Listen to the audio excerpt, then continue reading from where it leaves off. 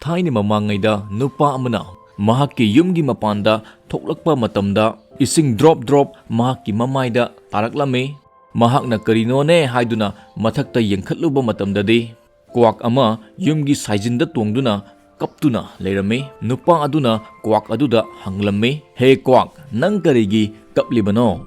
Kwak aduna khumlaki, ai kwak oiningdre. Nupa aduna hanglamme. Karigi oiningdribano na he? Kwak aduna khumlai, sibu punsiro kusune na taurisisu musuk mui. Nupa aduna hanglami, nangi punsiduda yamna pendrabaro. Kwak aduna khumlai, hoi pendre. Nupa aduna hanglami, kari nungaitaba lairagene. Kwak aduna khumlaki, nungaitabagi nungaitaba ngaktani. Aina migi mayumda tuangduna harauna monda nungaina kwak kwak khongjai. Mina taningde chatlu haina hekta tanthokpirai. Aibu kanamtana yokpide.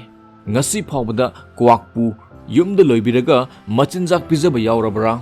Nupa aduna hanglamme. Adudi nang hayu. Karigumba nangna oiningba oiba yabagi khudongchaba phanglabadi kari oigani? Nang kari oiba pambage? Hayu ngasidi ai nangna oiningliba adu oihenbige. Kwak aduna khumlai, angauba machugi kanga oiningi. Magidi machusu ngorok ngawi. Tarang ladana yamna fazai. Aidi kanga yamna oiningi. Nupa aduna hairai, hoi sungsoi soidana oihenbirage. Adubu chatlu.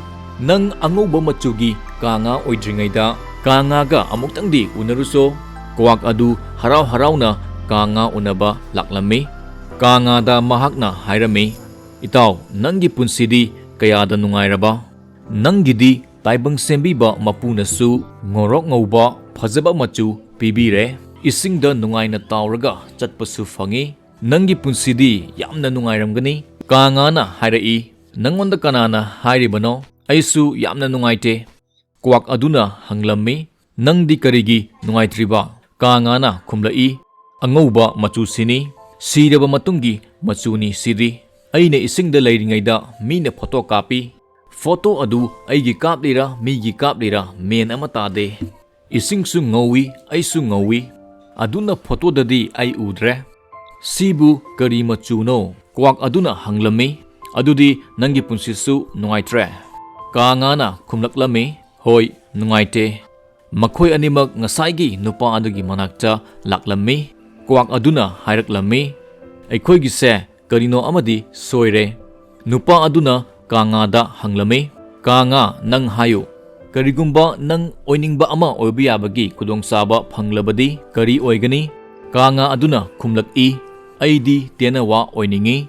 Aibu tenawa amukta oihenbiyu. Nupa aduna hairai, fare sungsoi soidana oihenge. Adubu tenawa oidringaida chatlu. Tenawa hana amuktangdi unaruso. Makhoi ani prap tenawa unaba laklami. Aduga hairami, itaw tenawa, nangi punsidi yamna nungairamgani? Nangdi kususu yamna fazai. Nangdi minasu loibi. Ahau chinjaksu pizai. Nangdi yamna harauna nungaina leiramgani? Tenawana khumlai, kanana hairibano adudi? Makhoi anina hanglammi, nangi punsisu nungaitabro? Tenawana khumlai, nungaite. Uda hek tongbaga aidi mina uba phangde. Sibu machunena aibu phajayna migi mayumda phajalaga thambirani. Iningtamna atyada paibasu phangde. Makhoi ahummak nupa adugi manakta laklami. Nupa aduna tenawada amuk hanglammi. Tenawa nang hayu. Oiningba oiba yabagi khudongchaba phanglabadi nangdi kari oigani? Tenawana khumlai, aidi wahong oiningi. Wahong amukta oihenbiyu. Nupa aduna hairai, fare nakhoi ahummak wahong ohelage. Adubu wahong oidringaida nakhoi wahong amuktang unaruso. Makhoi ahummak wahong unaba laklammi. Aduga hairaklammi, itaw wahong, nangi punsidi kayada nungairamgani? Nangdi national bird ni. Nangi nasa hek phandorokpaga photo kapnaba miyamna ngainai. Nangi jagoida miyamna ngaunai. Nangdi yamna nungairamgani? Wahong na hairai, nakhoida kanana hairibano aduna? Aigi nungaitaba yamna lei. Makhoina wahong aduda makhatana hanglami. Hayu nangdi karida nungaitribano? Wahong aduna hairai, tuminna layu aduga makhol asi taw makhoina hanglami kari makholno wahongna hairai munna taw makhol asi sum naksilai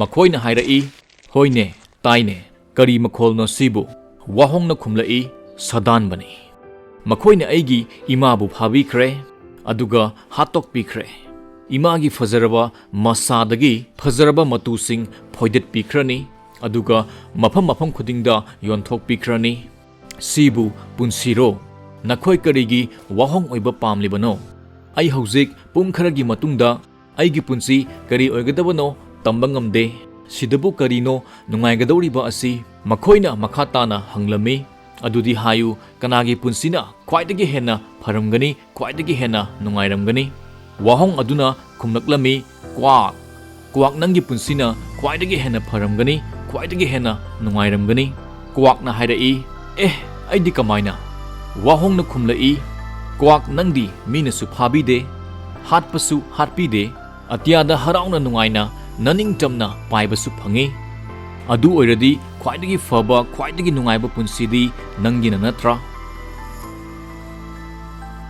aigi nungsirba marupsing adom-adomgi oiriba punsi aduna henna pharabani adomgumba miyoi ama taibang sembiba mapuna anisuna sade adomgi punsidi topi atopagi punsiga sangdamnarunu haibagi para wari masa asina tambiri adomna hainingba thamningba comment leirabasu thambiramu mayam pumnamakpu thagatchari